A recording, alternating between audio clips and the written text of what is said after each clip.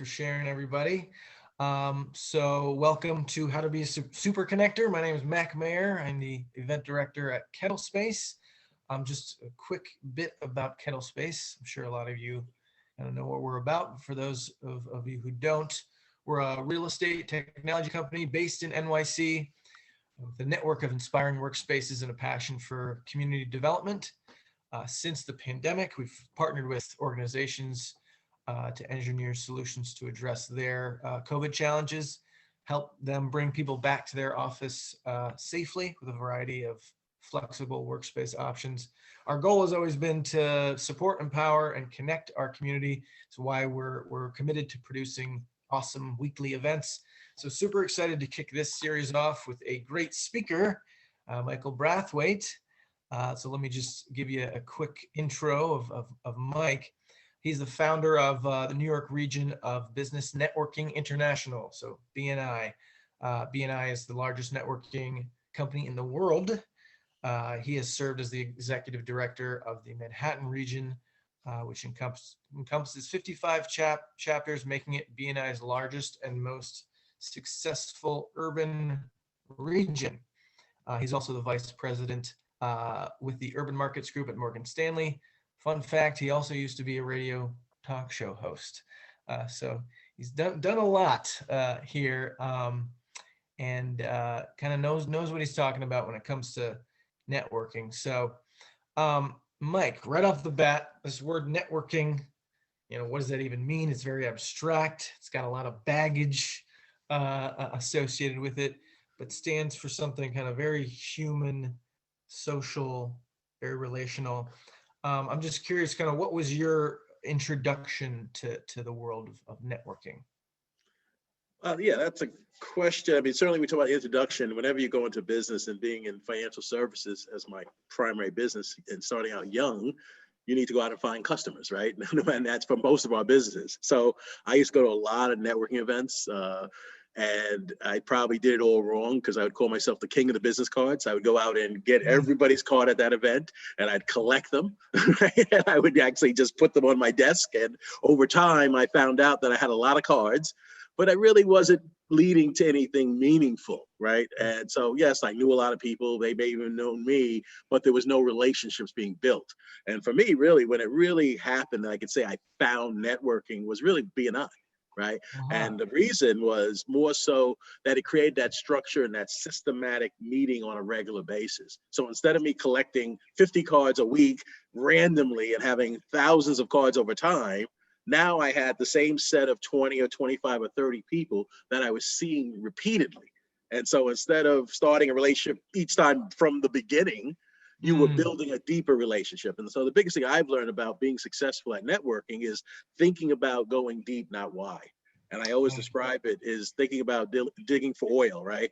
You don't find oil in one location and say, okay, that's good, let's go look somewhere else, right? They say go deeper, right? And keep going down as far as you can and really capitalizing on that particular dig. And it's the same thing in networking. You get a good relationship, you're going to take time to cultivate that.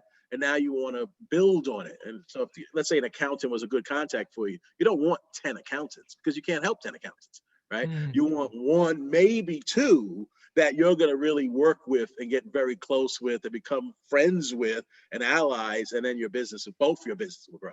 So I think that was really my discovery of networking was don't go wide, go deep. Excellent. That's excellent advice. And I just want to quickly share, if anyone has questions during this, I want this to be a kind of casual conversational vibe. So feel free to throw questions in the chat, and we can also pause at certain points to have you ask Mike anything. So going deep, not wide. That's a great.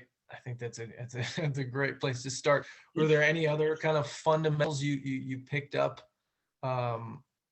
on the way, just kind of the basics of networking? Absolutely. I think the other fundamental, one of the young ladies basically asked that question, trying to develop how do you leverage your network? It's really by making a difference for them, right? So when we go to networking events or we go out into the world trying to develop business, we're always thinking about us first, right? That's right. That's what it's about. How do I get business? And you're trying to meet people, and you're presenting them with an idea or a product, an offering, and you're hoping that they will buy. And obviously that's your success rate. If you're trying to sell people things, is probably going to be relatively low, especially if you don't know those people and you have no idea of their needs and who they are. If you go out into the world with the approach of how can I help people, right? Mm-hmm. And how can I be the connector, right? And that's what this conversation is about.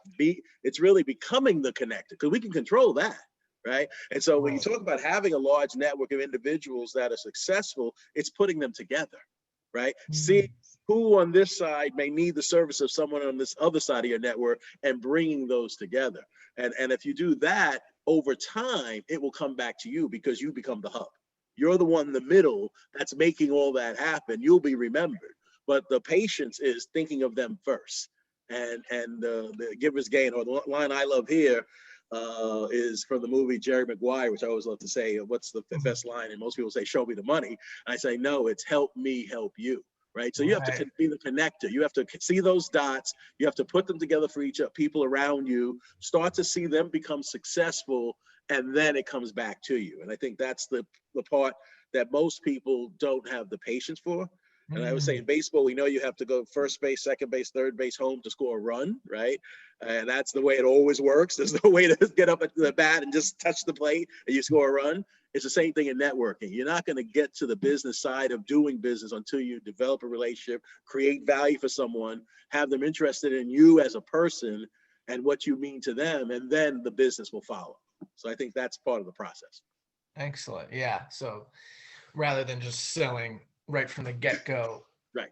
thinking who can I connect you with? Yeah, that's great. And that might actually speak to Raina's kind of question of how to create value for people in her network.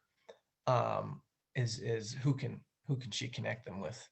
Um, Exactly. How can I help you? Right. That's almost the best. That's what very powerful question. We call people up that you haven't seen in a while. How's it going? What's going on with you? How can I help you today? You right. know, everybody, Right. when you ask them that question, and it stops everybody. What's great about that question, people almost Yeah. most times don't have an answer, which I find fascinating. Right? That when you say, "How can I help you?" They go, "Oh, can I get back to you?" Right? But Right. if they start to see you in the light of being value for them, guess what? They'll want to talk to you, right? And if Right. they want to Right. talk to you, now you have greater opportunities.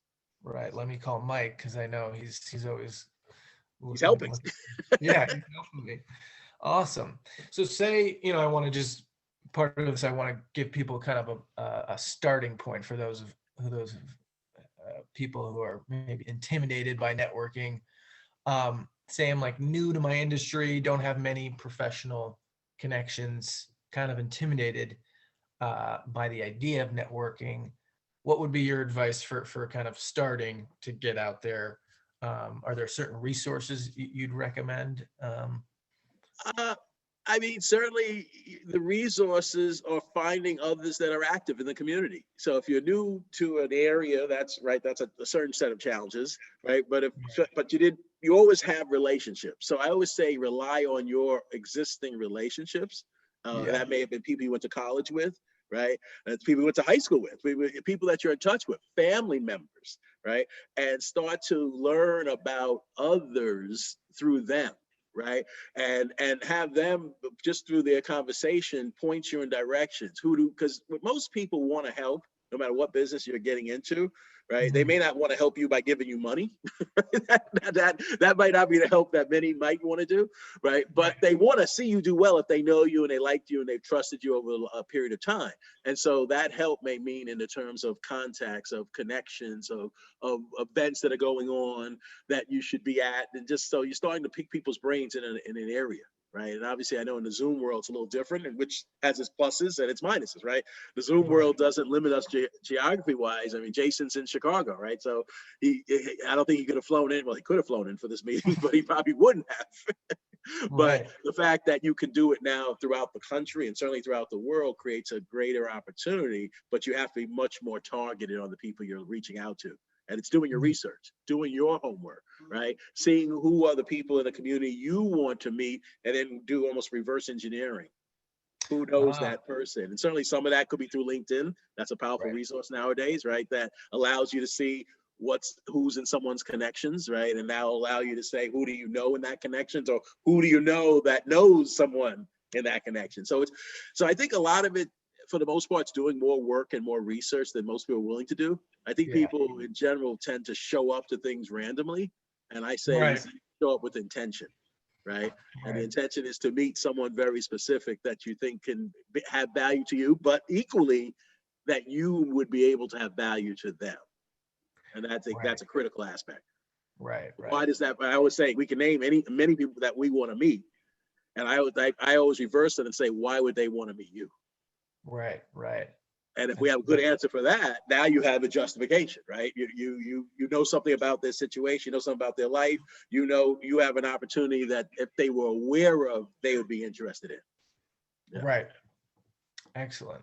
Well, we have our first question here, and I just want to say to everyone, if you have any questions as we're talking, just throw them in the chat.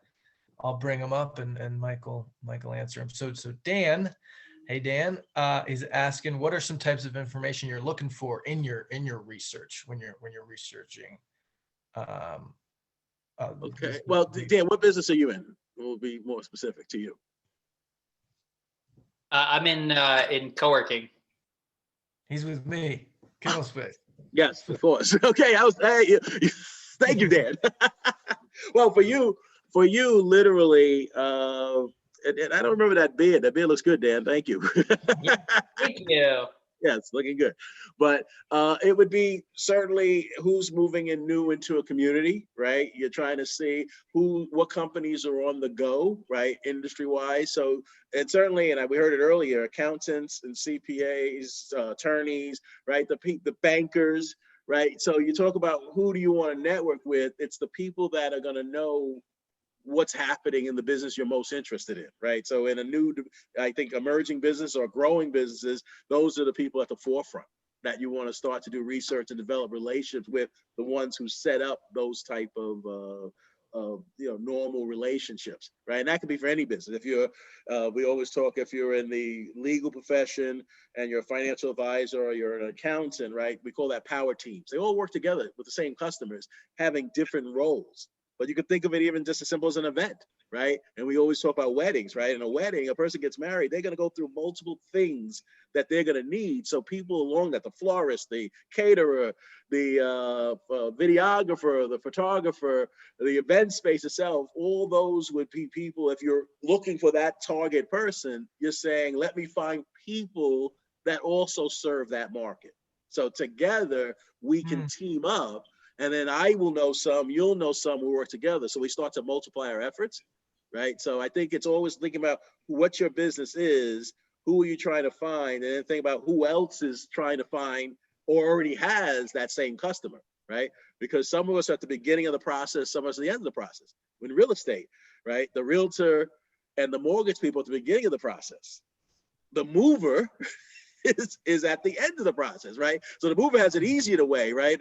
All those things have to happen before you could actually say, I'm ready to move, right? So, but the mover, they could just tag along and just find someone that's doing real estate sales and doing closings, and they know, well, if there's someone being pushed out of a house and someone being put in a house, they're going to need to move.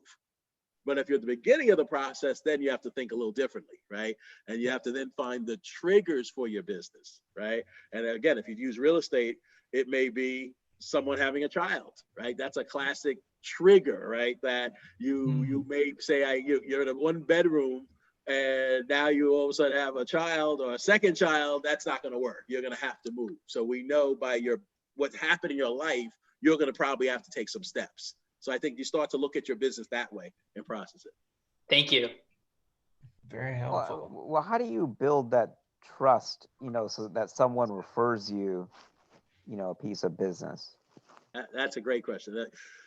It's over time, right? It's basically how you show up all the time, right? It's what they expect of you becomes standard, and then it's the things you do for them to ingratiate them, so the differences that you make in their lives, right? And without expectation. You're in a business, where you're chasing sales of companies, right? So that's a not going to happen every week. People aren't selling businesses all the time, and so what you're doing is just being there, being reliable, being trustworthy, being helpful, and almost doing it with no interest. Doesn't even matter that it benefits you, right? I'll give you one. When you asked the question, I thought of an example years ago. This was really early on in my B&I life. There was a gentleman that joined, this is back in the 90s, joined our chapter, and his target market was people that were buying and selling businesses of 10 million, not businesses, real estate of $10 million and up, right? That was his market. So if you had a building and it was worth $10 million, and you think about back in the 90s, $10 million was actually a lot of money back then, right? At that point, it's a lot less today.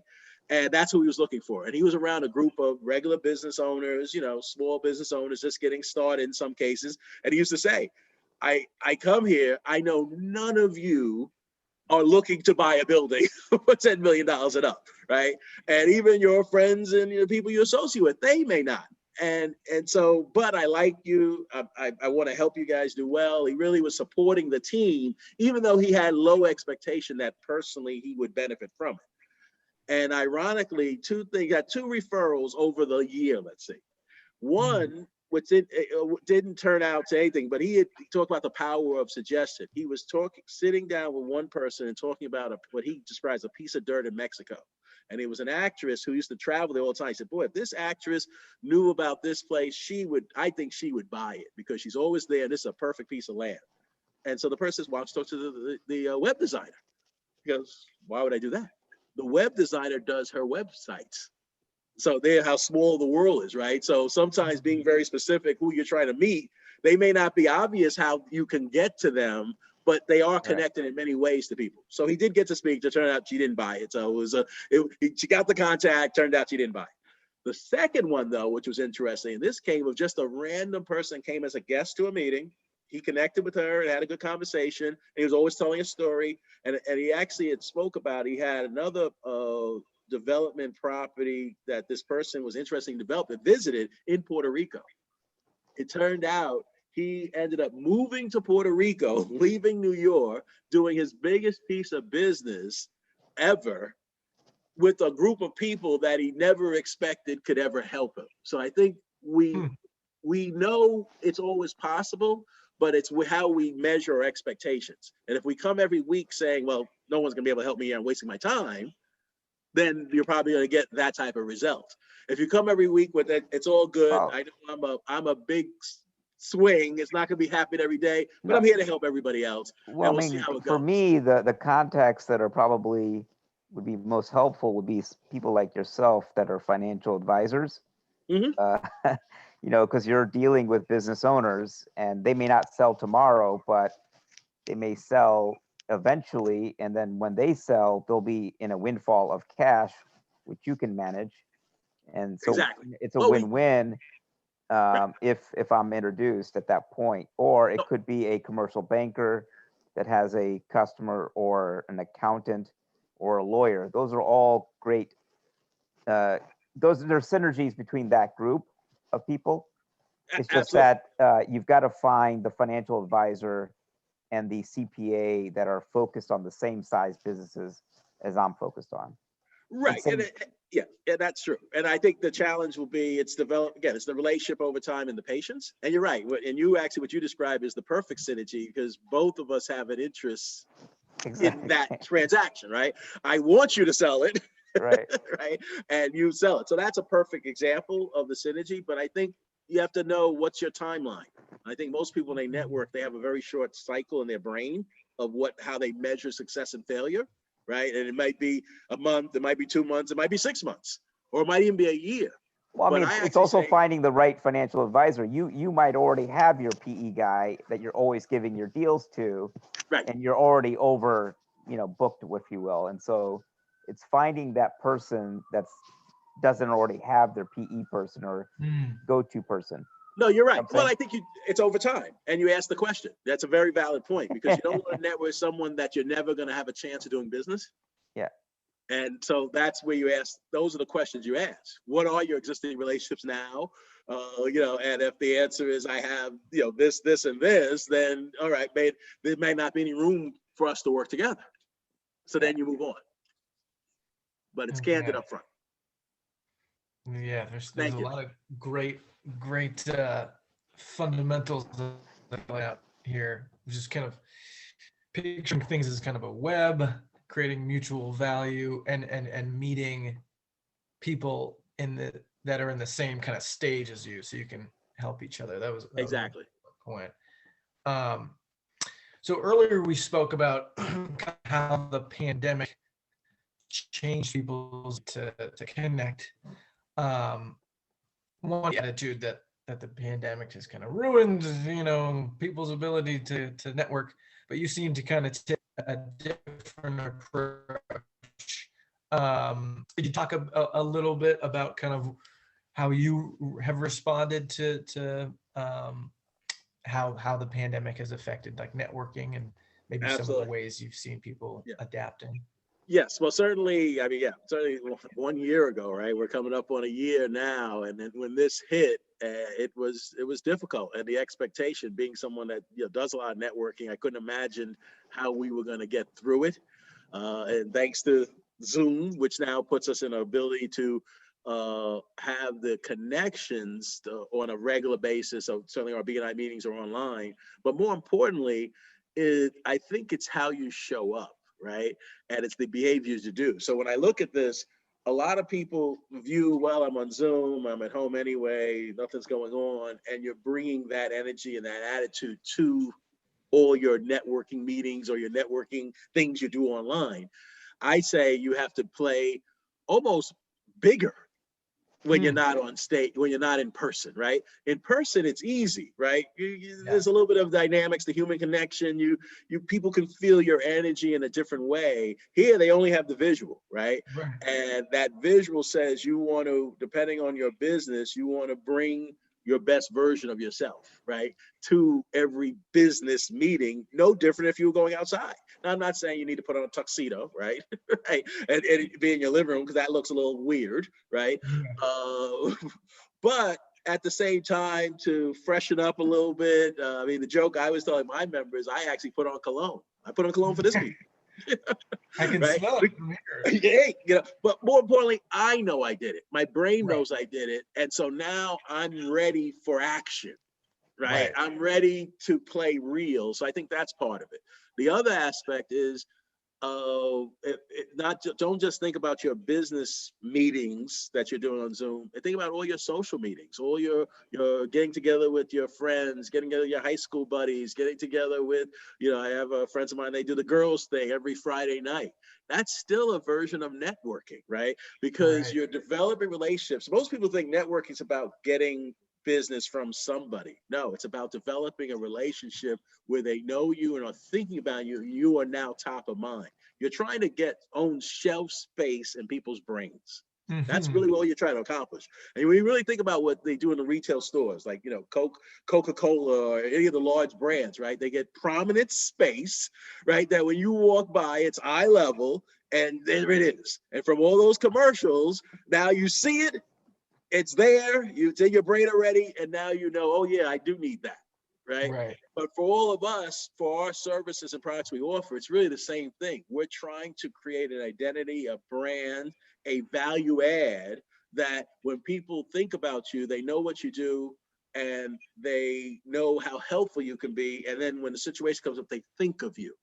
The Right. more you see them, the more regularly you're going to think of them, right? And so no matter what it is, it doesn't have to be a business meeting, or we don't talk about a BNI meeting. That's not just it. It's any meeting, but it's the regularity of those meetings. See, that's the most important part. When you develop relationships or people that you really enjoy, now it's, let me go deeper. Let's follow up on this, because Right. and on Zoom, you have to be better at it, right? If I meet you in person, we have a good conversation, we go out to lunch, we connect, will remember that.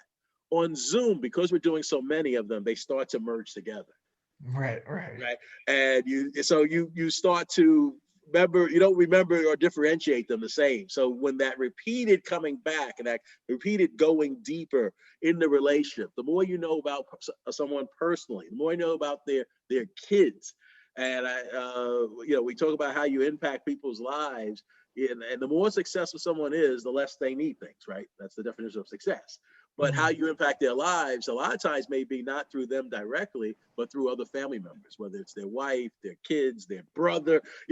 Everybody has a soft spot, right? Something that, boy, I wish I could help, my daughter do this or my son do that, right? And if you're the one that helps them, you're remembered for life, right? And I'm not, and obviously, so you have to see where's my power lie? What are my superpowers? Where can I really make a difference? And then find people that need those superpowers and connect them, but doing it regularly. That's the most critical aspect. So I'm saying a minimum once a month, but ideally every couple of weeks, just reconnect. It doesn't have to be for an hour informal. And quite honestly, once you already have the connection and the face, it doesn't always have to be on Zoom also.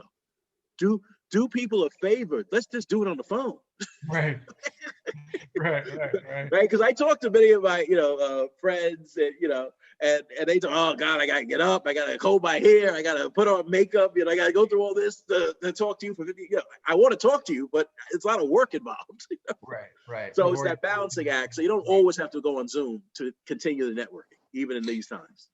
Okay, yeah, and that speaks to actually a couple of questions that we're getting in the chat. Dan's asking again, how do you balance that persistence without being annoying? So I hear one thing is like switching up the mode of how you connect. So call, Zoom.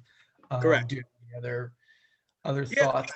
I think the big thing is keeping it on them and making sure if it is a product or service that you are offering them, make it a step, making sure that it's something that there is an honest interest, right? And that's open and honest communication. I mean, what we heard before when we talk about, your network with somebody, I've had this happen to me, right? You're networking with somebody and you're doing a lot of stuff and you think you're connecting, but nothing's ever happening. You're like, why? Yeah. What's going on? What am I doing wrong? I'm giving this person referrals, but maybe there's a reason. And unless you have a dialogue to say, hey, is this something I should continue to pursue, or not, right? And again, you have to time that because that obviously could be awkward, right? So you have to time but you have to feel it and you have to really get a sense of who they are. When it comes to a pure them doing business, right? Is there genuine interest? If it's them giving you referrals, are they in a position to give those referrals? Do they have someone currently that they're using? I had one, give me an example. I had a mortgage broker I was doing a lot of business with. I was giving him a lot of business. We got along great. We both were Yankee fans. We both, we talked about the Yankees all day. We just had like really good conversations. Yeah. But I never got any referrals. And this went on for a period of time. So this is when I was young and unwise, right? And I didn't say anything. I just was a little confused by it. And I was a little frustrated, but I kept hanging in there. And one day I'm with him, and we're at a meeting, and he has a checkbook, and it's the Merrill Lynch Bull. In my life, you can never not know the Bull, right? And I say, oh my God, I say, you have a Merrill Lynch account, right? He goes, yeah, my brother works at Merrill Lynch. He's a financial advisor. So that explains, right? All this time, I'm wondering why I wasn't getting any referrals back to me, but he was giving them to his brother. Right. And if I had asked the question, which he was a good guy, he did a good job for customers, I would have still referred to him, but I would have certainly been making sure I had like I always say, you should have an A, B. He would have gotten more to the B and I'd be looking for an A. I'd had two people that I'm working with, but I would understood where I stood. Now, the great irony, though, in life, one day he calls me up, and this is literally years later, it says, I need you to call my other brother up, because he got in a fight with the brother that works at Merrill Lynch over some family thing and everything. So he's pulling his money away from the brother. He's going to bring it to you. So I actually did get a referral from him long term, but you don't know. But that information was valuable to me because once I found that out, then I had a reasonable expectation. And I think a lot of times we do things, we're operating in the dark and we don't know, is it us or is it them? And we never ask the questions. So I think that's an important aspect. So what you're to really with it's really just communication and being direct and candid, and it's okay. Whatever the answer is, it's okay. Right. Do you have a genuine interest? And then I can pursue other avenues. So we have a couple other questions. Itamar, you had a question. Do you want to ask that? Yeah, why not? Thank you, Mike. Hey, Itamar. Interesting. So I wonder how you would perceive social media as basically a way to broadcast or to communicate with your potential future network. And more specifically, in my case, for example, I'm building a dating app, and we set up dates at partnering restaurants, and um, I could make it more of a channel, social media as a channel to communicate with potential new partners, or with just the public, the singles public, or with the random, with the general public. And I wonder if you would go on the direction of becoming a public figure in a sense by being very inclusive, or being more niche maybe, when it comes to the channels I mentioned. Right. Well, for your first question related to social media in general, it's obviously spectacular. It's how you utilize it. So that's the part I think you're talking about. And I think it depends on you have to decide what's your marketplace, right? When you talk about a dating app, right? It can go from a pure app technology, using technology, versus the very high end, like when you're paying a whole lot of money, right? And they're going to be very specific kind of vetting process, right, of who they're going to be meeting. So depending on where you're at in that cycle, part of that will be determined how specific you want to get. Right? Are you going broad market? Then you want to get out there and get it blasted. If you're going more specific, then you want to make it more exclusive, right? And a little bit more that, this is a very specialized, very specific to this specific target market. And there you then want to be a little more targeted in your use of your social media. But I love partnering with the restaurants in general because, obviously once we, so hopefully this soon we'll be able to really get back into restaurants, right? Well, I guess outdoors will be here, but really setting up a whole program that will maybe even have the part of them being at the restaurant and being in the date and then use it as part of the social media, I think would be very powerful. But I think, the good news, we're all looking to get out. But you have to first say, what's your market? Is it what mass market, or is it very niche market? And then that will determine how you carve your niche. And if you carve the niche, I think specifically, then yes, you want to be the expert in that niche, right? Because ultimately, whatever we do, the most important part isn't what we actually do, it's the why we do it, right? And that's what's going to drive everything in the end, because that's what people identify with, right? And so your connection to that will really make a difference. So for all of us, right, we have to think about, I love using the example of, we used to call them MP3 players. Remember those things? Right? Yeah. Right. And when they first came out, they were all about gigabytes, right? And how many gigabytes you have. And I'm not a techie, so I didn't even know what they were talking about, right? It meant nothing to me. And so Apple was not the first one, right? But they were the first one to connect it to why you should get this, right? Because everybody else was talking to creative arts, and a few of the other technology companies were really talking about the power of it. Apple told me, hey, you could put 1,000 songs on your the iPad, right? The iPod, right? You can put 1,000 songs or 10,000 songs, right? Or the 10,000 pictures. So that's what. Oh my God, that's a lot of pictures. But if you told me it's 20 gigabytes, what is? I don't even know what that is. So I think for all of our business, we have to answer that question. It's why we're doing it and why there's value in it for them. Excellent. Okay, we've got some questions building up here that I'm going to get to. So Raina asked, what if the people you're contacting, it's kind of going back to an earlier point, are well connected, probably don't feel they need help, or that they want to, that they don't need to meet regularly. How do you determine how you can bring value to those connections in that case? And Raina, I think you shared a bit about this in the beginning. Yeah. I think you share value by being a good listener, right? So when you're talking to people, they don't always express directly their needs, but their needs are under the surface, right, of a challenge they have or a challenge they will have, right? Like the one I used earlier, like the in the one bedroom apartment and having another child. Right now, probably most people figure out they're gonna need a new place, but if they haven't figured out, you become the solution to that. You know what? You're probably gonna be looking to move. Have you thought about that yet? Where you're thinking about going? You know, it relates to that. But whatever it is, you just have to kind of be the one that's helping them, and it's all about them. And the best way to think of it is don't make it feel like you're networking. Make it feel like you're just associating with your friends, which is what you're really doing, right? And you're developing a relationship, and that relationship will then lead to directions that as things happen, you can invite them as one of your other associates or contact is throwing an event of some sort.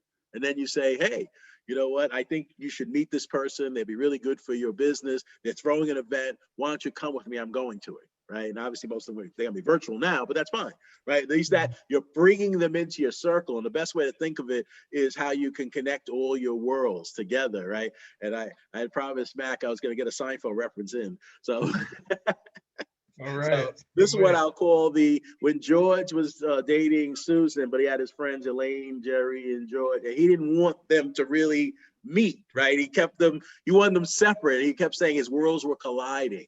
So I think for all of us, we intentionally want our worlds to collide. So you might have your nonprofit association or your religious association that you're very active in, but that you keep separate from your business people or from your family people and from your friends. They should all be one. I actually had one gentleman who I told this to years ago, and he mastered. He was in a small town up in Rockland County. He was a part of BNI. He joined the Rotary, and his son played Little League.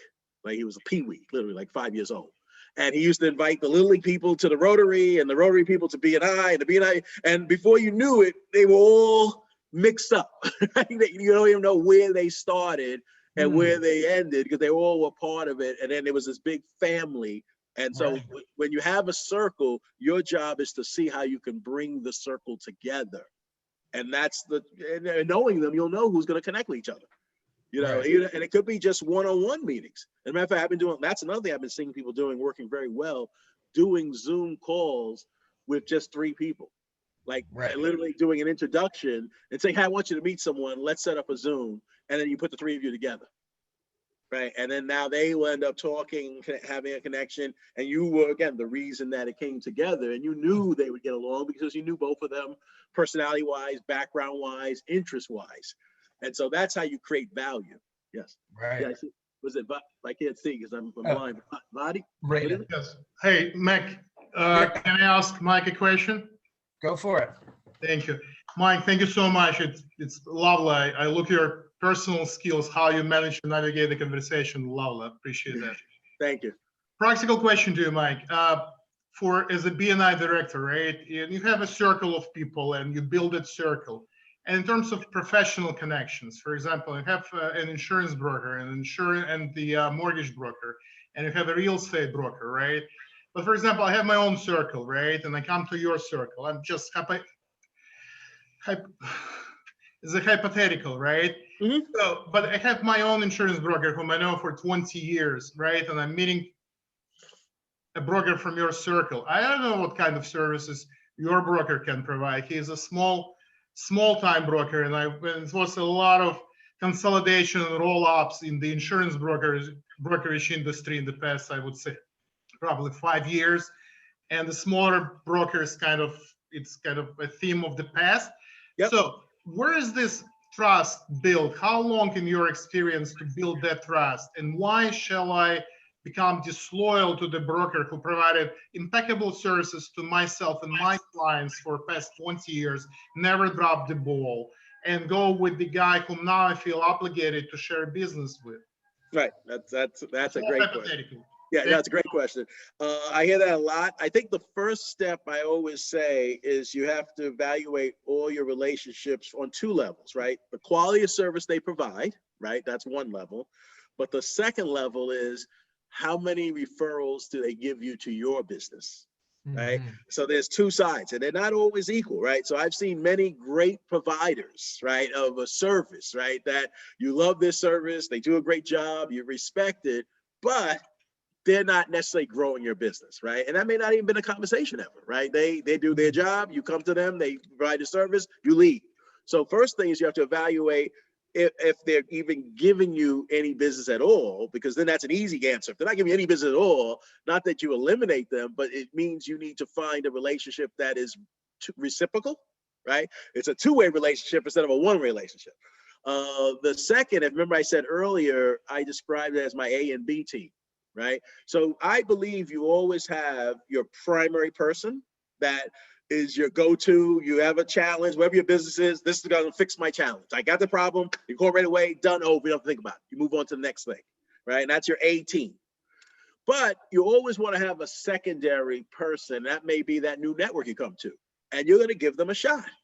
And the shot, candidly, is going to be on something that in the business world, sometimes we say it has a little hair on it. It's not the perfect deal, right? It's not the cream puff of deals. It's one that a little more challenging, and it gives them a chance to see how they work, right? See if they can solve it, right? Give them a chance to you have to give them a chance to prove themselves or disprove themselves, right?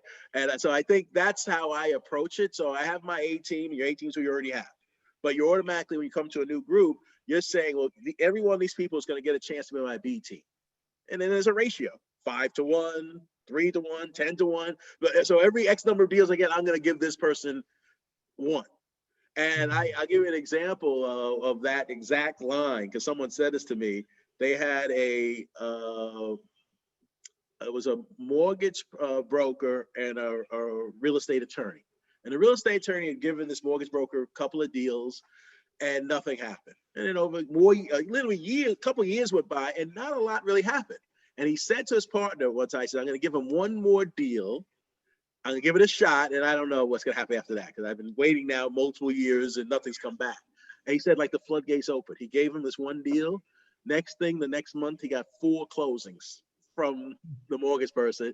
And then he was averaging about 10 a month. He turned out there was like a top 100 mortgage broker in the country. This is what this person was. And I don't know why all of a sudden he turned on the funnel. Maybe he was waiting, whatever happened, right? So you're always thinking of building a small thing into a big thing, right? So if you never open up the possibility on your side, how can you expect someone to do on the other side? So I think that's the best way to approach it, is that you have your A team already. You're not going to be disloyal to them, but there's always a little room to share the wealth with a couple others. A and B team. Love it. Okay. I hope that answered your question. We've got some more questions here. So Nick asked one thing he's always admired. And Nick, actually, if you're available, do you want to ask your question? I can read it off for you. Sure. Go for it. Hey, Mike. Hey, Nick. Sorry, I'm eating salad, so I didn't want to. Hey, you're doing good. So one of the things I've always really admired about you is just your ethos around this idea that you really give first. And I know that, that's a big tenet of your philosophy in building valuable connections, not just for the sake of getting, but really for the sake of giving. And I think that for me, it really resonates, especially as we're looking to build community. But it's also, I think for many folks, may not be like something that they're super comfortable doing. So I was wondering if you could throw out a handful of just really snappy things that people could try, so that going away from this event, we could, try 2 or 3 things tomorrow that might stimulate some new thoughts. Yeah, I like that. It's a good question. I have to give you that thought. I'd say it's, well, certainly you're right. First of all, yes, the concept of giving first and that philosophy is part, I think everybody can adopt it. It's the laws of the universe, right? And the best way to think about it, and I used this recently, if you think about the difference in reaction, if you're on the streets, which we look forward to again, and we're lost somewhere, and we actually talk to somebody, right? Don't we miss those days, right? And we say to them, do you know where this building is, XYZ? And that person says to you, oh yeah, it's 3 blocks over, go 4 blocks the other way, it's right there, no problem, right? You'll say, oh, thank you, that was helpful, and you'll go on your way. Versus if they say, oh, I'm actually going by there, come with me, I'll show you, right? And that little gesture impacts someone so amazingly. Just think about when someone has done something and how it's made you feel. right? Because they were a stranger, they didn't need to do that, right? It was almost went beyond what would be reasonable to expect. And I think so that I set it up with that framing of that's the mindset you want to walk through the universe with, where how can I be the difference maker for people? And so how it's going to happen, it's going to be in all your engagements, right? It's going to be the simple question of when you reach out to somebody, seeing what their greatest challenge is today, right? And seeing what how can you help them today? And I think most times it's going to be when you're offering your own services, because those are the people we're really interacting with now, right? We're not doing a lot of random interactions. So there may be a sales call. I remember one sales call that I heard about, this was a few years ago. There was someone who was doing a commercial cleaning. He was trying to pitch a company on getting their cleaning contract for the space. And so he's in there, and the guy, the owner of the company, is really distracted, and he can feel that distraction even as he's going through his pitch, but he already kind of instinctively knows something's not right. And all of a sudden, someone sticks their head in the door and says, you know what, we haven't been able to solve that problem. So-and-so's not coming in today, we're screwed, or something, and closes the door. So he says, well, so he said, what's wrong? And he says, oh, our secretary or receptionist has just resigned. She's not even coming in today. We're like, the phones are going crazy. We have no one to answer the phones. And so he says to, you know what? I have a friend of mine that runs a temp service. Why don't we call him right now? And he literally gets him on the phone, makes the connection, has someone coming in by noon that day to cover the rest of the day, problem solved. Now, he didn't sell any commercial services that day, right? But he impacted that relationship dramatically, and that person will never forget them, right? And so I think part of what we're doing, it may be hard to overtly go out into the world and plan to have your superhero outfit on, but I think if you're ready and armed with that mindset, that when problems come up, I'm the solver, I'm the fixer, right? And if everybody knows you that way, but they don't have to know you to be that way, right? And I laugh sometimes because I'll run into people and they'll be looking for something. It'll be random, like times even people cold call me, and I say, well, you called me for exactly the wrong reason, but you called the right person, right? And you don't know, right? But I can help you what you're trying to do, but not in the way you thought, right? And I think that's part of it, is just it becomes more a mindset, and then your behaviors will follow it because you're looking for places to impact it. I mean, I laugh. You think about Superman, right? He think about how many bad things happened around Superman. It was like amazing, right? But they probably have about all of us, but most of us, we keep going, right? If you're Superman, you pull off your shirt and you say, I'm going to save the day. And I think that's how you all want to become. You want to become Supermen and women, right? To be the rescuer for those who are struggling or having problems. And the funny thing is, and that doesn't mean you're not having your own set of problems. Right. But the best way to bring something to the table is when you're struggling, to help others, because then it actually pulls you up along the way. And I find that even when I coach and teach, which obviously I do a lot of, when I'm coaching and teaching, I'm learning. Because the things you're saying start to apply back to yourself, right? And you have to take them with you. So I think, the activity is hard to say specific, but the mindset, I think, is the critical aspect of how I approach. And just being aware of those opportunities, where you can help when you exactly right. Versus when someone tells you a problem, you go, yeah, I don't know what to tell you about that. Sorry about that. Right. Good luck to you. I hope it works out. And it's funny, even if you don't solve a problem purely, but your willingness to try to. Right. If you don't have the answer yet, but I made a couple calls, I tried this. Unfortunately, I couldn't get what you were looking for. People still appreciate your efforts, because most people won't do it. And on that point, Anita, you had a question about gratitude. Do you want to ask that? Sure. Hi. Hi. So I was thinking about, there are people recently who've helped me with certain things along the way. Like you were talking about, the up and coming person is the one who needs help. And, sometimes I'm thinking about the importance of showing gratitude to the person who helped you, so they feel, they know that you appreciated it, and that can lead to other things. And, I guess I was thinking that, like, before COVID, you might be, oh, like, hey, let's grab a drink. Let me, get you, something. And, sometimes me, and this is a little bit of a gendered question, I might want to like send flowers, right, to a girlfriend. But I'm like, that's kind of weird to like, let's say this accountant or real estate person who helped me with something. And I'm just wondering if you had any thoughts about that. Yes, well, to answer the question, certainly gratitude. Your husband, right? That's also part of the mindset, right? It's the giver's gain philosophy, and it's being thankful for what we receive, right? And the differences we make. I think just be authentic to it. I mean, you try to think about the person themselves, right? That and who they are, right? And that's a struggle nowadays, right? Because there's so many things that are, candies you're giving it to a diabetic, right? That's a struggle, right? So right, the whole things we used to take for granted, now you have to think more about. But I think if you find something that's creative, that you find unique, that you found interesting, that isn't the run of the mill, I think that's probably the biggest thing. Don't, a Starbucks card, right? That's not to knock Starbucks, but that's certainly not, special and I thought of you as you have your latte, right? But it may be organic wine if someone's a wine drinker, but now that's becoming the new craze, right? The all natural wines, or things that are along those lines that are more newer in session. And what's happening now, there's so many new businesses popping up. You killed two birds with one stone.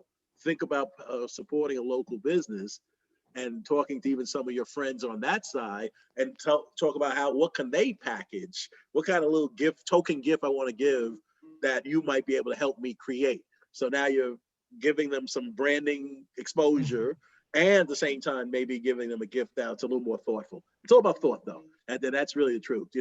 It's not the gift ultimately, it's the thought that you thought about them enough to give them the gift. Yeah, I love that combining, right, two birds with one stone. I love that. Okay, so we have 4 minutes left here, so we got one more question, and then I think we'll wrap up here. Dilip, am I saying your name right, Dilip? Yeah, correct. Do you want to ask your question? Yeah, I just wanted to, instead of providing a referral, let's say, for example, just for the sake of argument, I wanted to work with you. We could jointly, develop a business development effort to target, say, a family office, because, I also need capital to invest in companies, but it could be a family office or high net worth individual.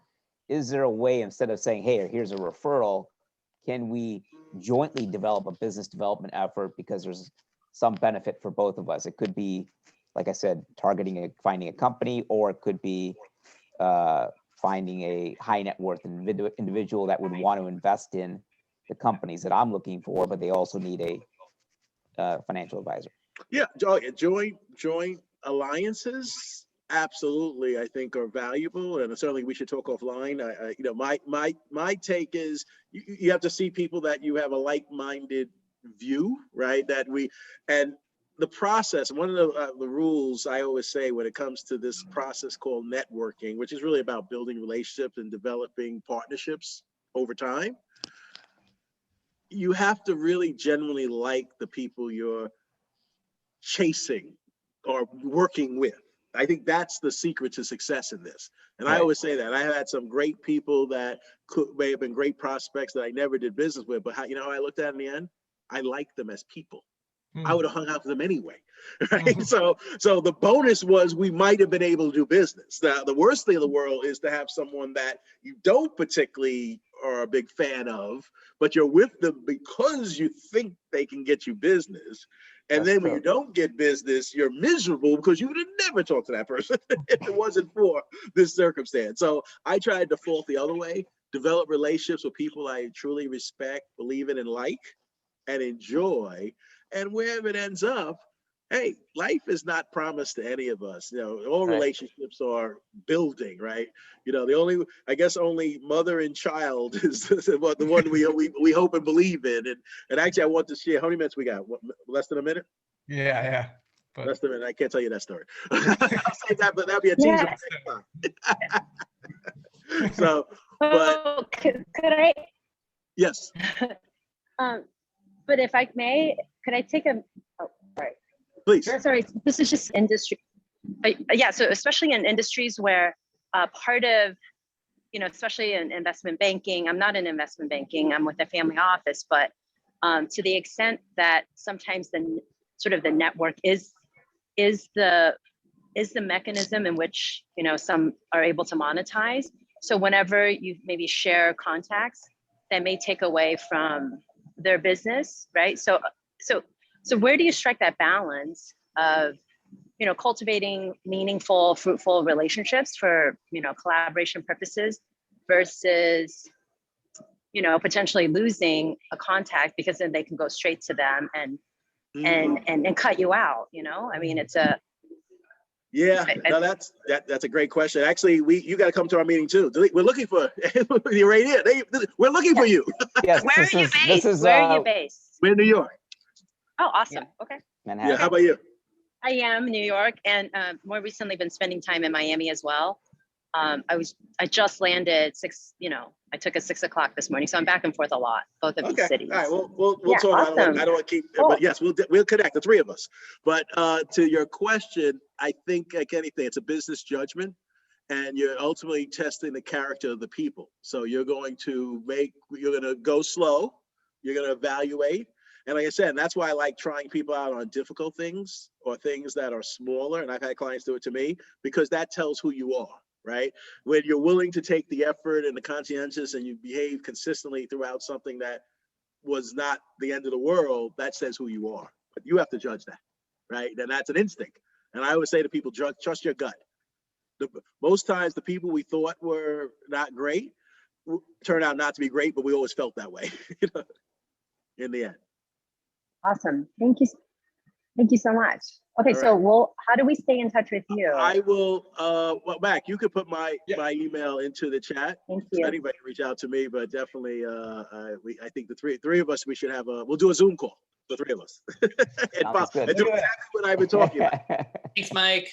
Hey, Thank thank you. And join us next Wednesday. We're going to be having another session with Mike. Bring all your questions. Thanks for joining. And Is it next Wednesday or no, 2 Wednesdays, right?